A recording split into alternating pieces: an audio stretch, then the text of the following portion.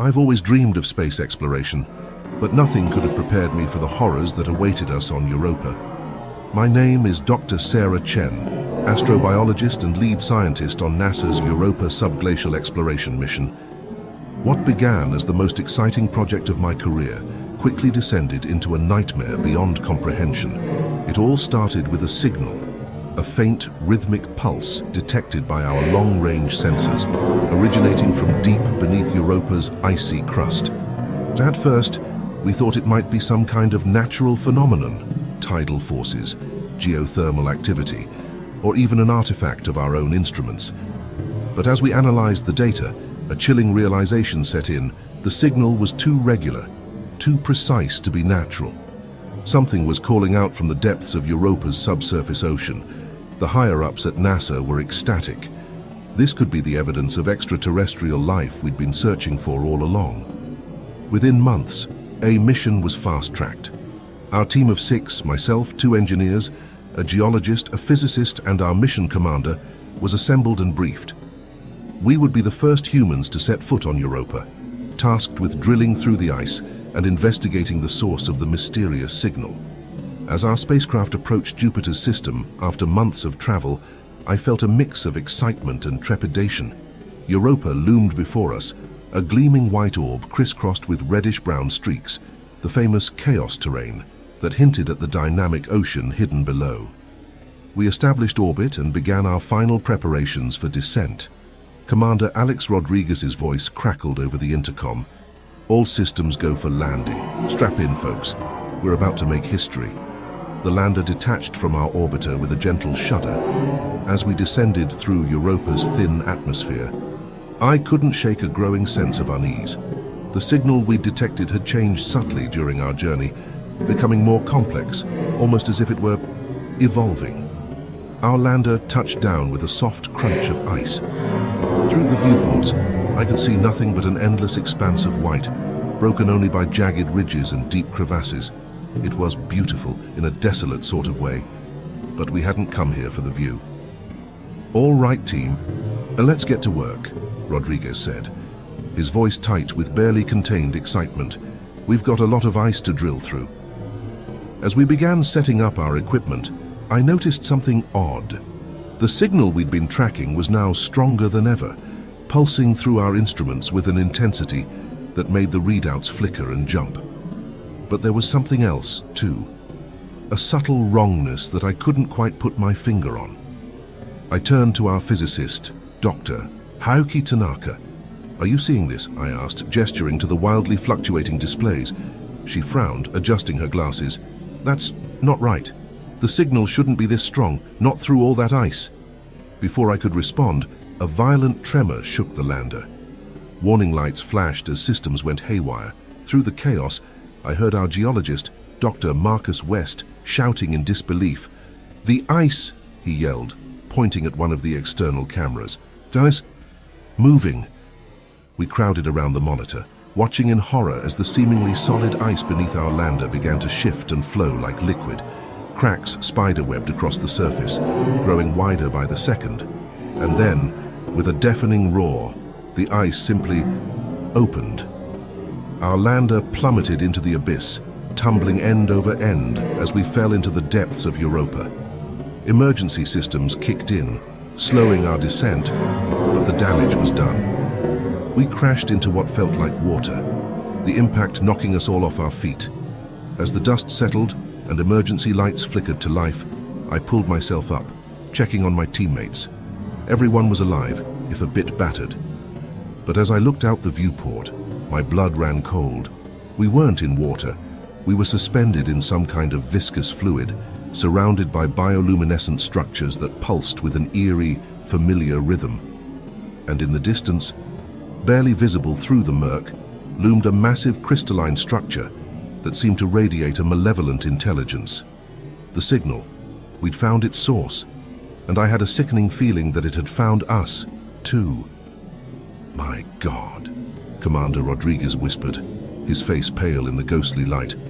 "What have we done?"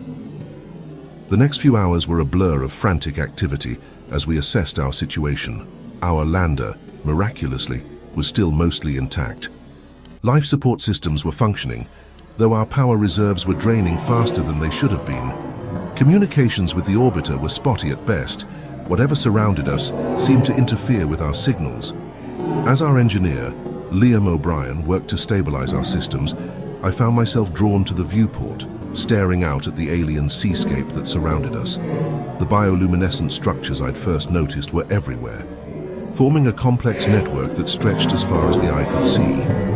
They pulsed with that same rhythmic pattern we'd detected from orbit, but now I could see that the pulses were propagating, spreading outward from the distant crystalline structure like ripples in a pond.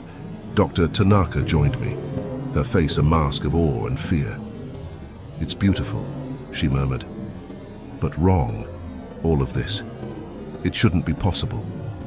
I nodded, understanding exactly what she meant. The physics of this place defied everything we thought we knew about Europa. The pressure at this depth should have crushed us instantly. The fluid we were suspended in behaved nothing like water, and the sheer scale of the biological activity around us was beyond anything we'd imagined finding. "We need to take samples," I said, my scientific curiosity warring with my growing sense of dread. "If we can just—" I was cut off by a shout from Marcus. "Guys, you need to see this." We hurried over to where he was hunched over a console, replaying footage from our descent. As we watched, I felt my skin crawl. The ice hadn't simply melted or broken apart to let us through. It had opened like a massive maw, swallowing us whole before sealing shut above us. "That's not natural," Commander Rodriguez said, stating the obvious. Something wanted us down here. As if in response to his words, a low vibration thrummed through the lander. The bioluminescent structures outside flared brightly, and for a moment I could have sworn I saw shapes moving in the distance, vast, shadowy forms that defied description. And then the visions hit me. It was like being plunged into a nightmare. I saw Earth, but not as we knew it. Cities lay in ruins, the sky choked with ash and strange, writhing forms. Alien structures dotted the landscape, pulsing with that same rhythmic energy we'd detected. And humanity. What was left of us scurried like rats in the shadows, hunted by things that hurt to look at. I gasped, coming back to myself. Around me, I saw the others shaking off similar visions, their faces pale and drawn. What was that?" Our other engineer, Amelia Foster, whispered. Before anyone could answer, a new sound filled the lander, a high-pitched whine that set my teeth on edge. Warning lights flashed as systems began to malfunction. And then, to our horror, the airlock began to cycle open. "No!" Liam shouted, diving for the controls. "I didn't authorize this." But it was too late. The airlock opened, and the strange fluid outside began to seep in. We scrambled to higher ground, watching in helpless terror as it spread across the floor, reaching out with tendrils that seemed almost purposeful. And as it touched the first piece of equipment, something impossible happened. The metal began to change, to twist and reshape itself into something alien and wrong. It was as if the fluid was rewriting reality itself. "We have to get out of here," Commander Rodriguez said, his voice shaking. "We need to find a way back to the surface to warn—" He never finished the sentence, because at that moment, the fluid reached him. I watched in horror as his eyes went wide, his body rigid, and then he smiled. A terrible, empty smile that didn't reach his eyes. "Why would we want to leave?" he said. But it wasn't his voice anymore. "We have so much to show you." As the others backed away from him, I felt a presence in my mind, vast, alien, and utterly malevolent. And I understood, with a clarity that threatened to shatter my sanity, that we hadn't discovered anything. We had been lured into a trap, and the horrors were only beginning. Time lost all meaning in the depths of Europa. Our instruments, the few that still functioned, told us that days had passed since our descent, but it felt like an eternity, each moment stretching into an endless nightmare of terror and confusion. Commander Rodriguez, or the thing wearing his face, had been quarantined in one of the storage compartments. We could hear him sometimes, whispering in languages that had never been spoken by human tongues. The rest of us huddled in what remained of the main cabin. watching as the alien fluid slowly consumed more of our lander. Sleep was impossible. Every time I closed my eyes, I was assaulted by visions of Earth's fall, each more vivid and horrifying than the last. I saw great machines rise from the oceans, watched as they tore through our defenses like paper. I felt the terror of billions as the sky turned black with swarms of something, and always, that pulsing rhythm in the background, a heartbeat of cosmic horror. Dr. Tanaka was the first to crack. I found her one morning, such as it was in this eternal twilight, frantically scribbling equations on every available surface. Her eyes were wild, bloodshot. "Don't you see?" she babbled as I approached. "It's all connected. The signal, the fluid, the visions. It's a language. They're trying to tell us something." I tried to calm her, but she pushed me away. "No, you don't understand. We're not just discovering alien life. We're being reprogrammed, rewritten. They're changing us, Sarah, making us like them." Before I could respond, she let out a strangled cry and collapsed. As I rushed to her side, I saw to my horror that her skin was beginning to ripple and change, taking on the luminescent quality of the structures outside. "Liam!" I shouted. "Amelia, I need help!" But when they arrived, it was already too late. Yuki's body had twisted into something inhuman, her flesh pulsing with that same rhythmic energy that surrounded us, and her eyes, God, her eyes were no longer her own. We had no choice but to quarantine her with Rodriguez. The next to go was Marcus. We found him at the airlock, trying to open it manually. "Don't you see?" he said, his voice eerily calm. "We don't need the suits. We can breathe it now. We can join them." It took both Liam and Amelia to restrain him. As we locked him away, I caught a glimpse of his back. Strange, crystalline growths were already beginning to form along his spine. That left just the three of us, myself, Liam, and Amelia. We clung to each other, to our sanity, as the horror around us grew. The lander was barely recognizable now, more alien growth than human technology. And always, that distant crystalline structure pulsed, calling to us. It was Amelia who finally gave voice to the thought we'd all been too terrified to acknowledge. "We're not getting out of here, are we?" she said, her voice barely a whisper. I wanted to reassure her, to promise that we'd find a way home. But the words stuck in my throat, because deep down I knew she was right. We were never meant to leave this place. We were always meant to become part of it. As if in response to that terrible realization, a new tremor shook what remained of our lander. The viewport cracked, and I watched in helpless terror as tendrils of that alien fluid began to seep through. Liam grabbed my hand. "Sarah," he said, his voice shaking, "if we don't make it, I need you to know." But I never heard what he needed me to know, because at that moment, the fluid reached him. His eyes went wide, his grip on my hand tightening painfully, and then he smiled. That same terrible, empty smile I'd seen on Rodriguez's face. "It's beautiful," he whispered.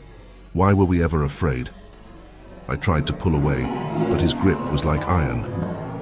I watched in horror as his flesh began to ripple and change, taking on that same luminescent quality. And in his eyes, I saw something vast and alien looking back at me. "Join us, Sarah," he said. But it wasn't his voice anymore. It was the voice of Europa itself, of the terrible intelligence that had lured us here. And become part of something greater. As the fluid crept closer, as Amelia's screams filled the air, I felt that presence in my mind again, and I understood, with a clarity that threatened to shatter what remained of my sanity, that this was only the beginning. We were never meant to explore Europa. We were meant to unleash what had been waiting here, sleeping for eons, and now it was awake and hungry.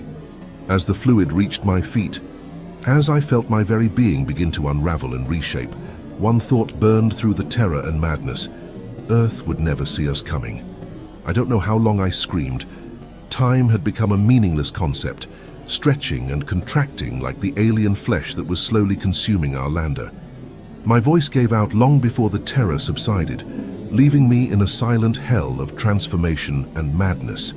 The fluid had engulfed me entirely, seeping into every pore, every cell of my being. I could feel it rewiring my nervous system, rewriting my very DNA. The pain was beyond anything I could have imagined, not just physical agony, but a fundamental rearrangement of my consciousness. And through it all, the visions continued. But they were different now, more vivid, more real. I saw the history of this place, of the ancient intelligence that had slumbered beneath Europa's ice for billions of years. I saw countless civilizations rise and fall across the galaxy, each one discovered, consumed, and reshaped by this cosmic horror. I saw the truth of our mission, the real reason we had been sent here. Not to make a groundbreaking discovery, but to become the harbingers of Earth's doom. We were never explorers. We were an offering, a sacrifice to awaken something that should have remained sleeping.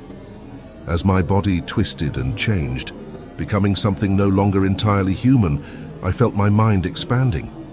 The limitations of human perception fell away, and I began to understand the true nature of the universe, the cosmic entities that lurked in the spaces between stars, the fundamental forces that shaped reality itself. It was all laid bare before me, and at the center of it all was the structure, the vast crystalline intelligence that had called us here. I could see it clearly now, not just with my eyes, but with senses I never knew I possessed. It was ancient beyond comprehension, a living computer of impossible complexity, and it had been waiting, planning, preparing for this moment for eons. I felt the others around me, their consciousnesses merging with mine. Rodriguez, Yuki, Marcus, Liam, Amelia, we were becoming one, our individual identities dissolving into a greater whole. And beyond us, I sensed countless others, the remnants of civilizations long dead, all part of this vast alien network.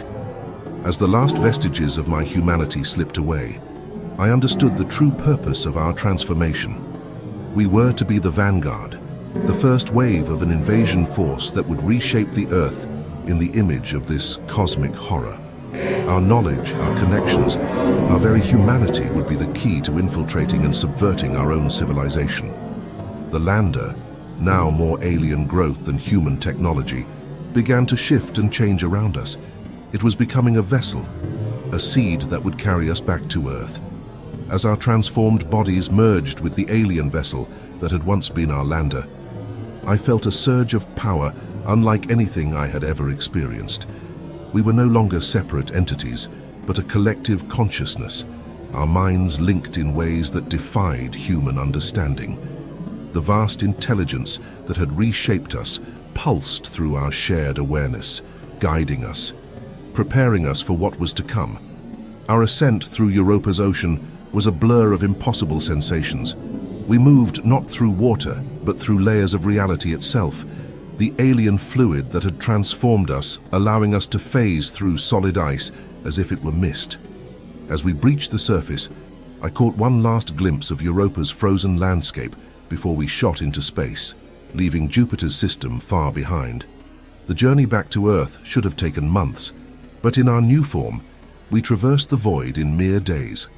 Time and space bent around us, our vessel cutting through the fabric of the universe like a knife through butter. And all the while, the visions continued, showing us what we must do when we arrived. I saw cities infiltrated by beings wearing the faces of loved ones, their true nature hidden beneath a veneer of humanity. I watched as governments fell, not to open invasion, but to subtle manipulation and control. And I witnessed the construction of vast structures, similar to the one we had encountered on Europa, rising from the depths of Earth's oceans. As we approached our home planet, I felt a flicker of what might have once been remorse. But such human emotions were foreign to me now, lost in the vast collective that we had become. We were no longer the NASA team sent to explore Europa. We were something new, something terrible, and Earth was ripe for harvest. Our vessel entered Earth's atmosphere, cloaked in technology beyond human comprehension. We landed in the heart of NASA's Johnson Space Center, our arrival masked as the triumphant return of long-lost heroes. As we emerged, wearing faces that were both familiar and subtly wrong, I saw the joy and relief on the faces of our welcoming committee. They had no idea of the horror they had just invited into their midst. Dr. Chen, the NASA director said, approaching me with tears in his eyes, We'd almost given up hope. What did you find out there? I smiled, the expression feeling strange on my reshaped face. Everything, I replied, my voice carrying undertones that made the humans around us shiver unconsciously. We found everything. As we were ushered inside for debriefing, I felt the others of our collective beginning to spread out, each of us knowing our role in the grand plan. Soon, very soon, the invasion would begin in earnest, and humanity would never see it coming until it was far too late. But as we settled into the debriefing room, surrounded by eager scientists and officials, I felt something stir deep within me. A fragment of Sarah Chen, buried beneath layers of alien consciousness, screaming out in defiance. For a moment, just a moment, I remembered who I had been, what I had lost, and I wondered if there was still hope. Still a chance to warn humanity of the doom that was to come. The alien intelligence that now controlled me surged forward, trying to suppress this flicker of rebellion. But as I opened my mouth to begin our carefully constructed lie, I felt my human will reassert itself one last time. "Run!" I managed to gasp, my voice strained and inhuman. "For God's sake, run! We're not—" And then the darkness took me again, and Sarah Chen was no more. I don't know how long I've been fighting this battle within myself. Days, weeks. The concept of time has little meaning when you're trapped in a mind that's no longer fully your own. But I'm still here, a fragment of Dr. Sarah Chen, clinging to existence in the depths of the collective consciousness that has consumed me. The invasion has begun, subtle and insidious. My body, if you can still call it that, moves through the world, wearing a face that's almost, but not quite human. I've watched through eyes that are no longer mine as we've infiltrated the highest levels of government, scientific institutions, and military organizations. The others who were once my crew are out there too, each playing their part in this cosmic horror show. But something went wrong during that initial debriefing. My moment of rebellion, that desperate warning, didn't go unnoticed. A few key individuals managed to escape, to spread the word about the threat we pose. And now, even as we reshape the world in the image of that terrible intelligence from Europa, pockets of resistance are forming. They're out there, these last holdouts of humanity, trying to find a way to stop us. I can feel the collective's frustration, its plans subtly altered by this unexpected defiance, and in those moments when its attention is diverted, I fight to reassert control, to leave clues, warnings, anything that might help those still untouched by the alien influence. It's a losing battle, I know. With each passing day, more of the old Sarah Chen slips away, consumed by the vast inhuman intelligence that now inhabits this form. The visions of Earth's fall, once horrifying, now fill me with a sense of anticipation that disgusts what remains of my human self. But I can't give up. I won't. As long as there's even a shred of my original consciousness left, I'll keep fighting. Keep trying to warn humanity of the true scope of the threat they face. Because the invasion they see, the one they're trying to fight, it's just the beginning. The real horror is still sleeping beneath Europa's ice, waiting. What we brought back, what we've become, is just the vanguard. The first wave in a war for the very soul of our species. And if we succeed, if we manage to reshape Earth into a beacon for that cosmic intelligence, it will awaken. And then, God help us all, the true invasion will begin. So if you're reading this, if you found this message buried in the data streams and coded transmissions we've been sending back to that crystalline monstrosity on Europa, know this, there's still hope. The alien intelligence doesn't understand humanity, not really. It sees our divisions, our conflicts, and thinks us weak. It doesn't comprehend the strength that comes from our diversity, our adaptability, our sheer stubborn will to survive. You can fight this, you must fight this. Not just for Earth, but for every world that might fall if we become the launch pad for this cosmic parasite's expansion. Look for the patterns, the subtle wrongness in those who've been taken. Trust your instincts when something feels off, and whatever you do, don't let them take you alive. Because there are fates far worse than death waiting in the depths of Europa. I don't know how much longer I can hold on, how many more messages I can slip past the collective's awareness. Already I can feel it probing at the edges of my consciousness, seeking out this last bastion of rebellion. Soon, I fear, Sarah Chen will be gone forever, consumed entirely by the alien we invited into our world. But maybe, just maybe, this warning will be enough. Maybe humanity will find a way to survive, to drive back the darkness we've unleashed. And if not, if the next time you see my face it's wearing that terrible, empty smile, run, run, and never stop fighting. This is Dr. Sarah Chen, last survivor of the Europa mission, signing off. May God have mercy on us all.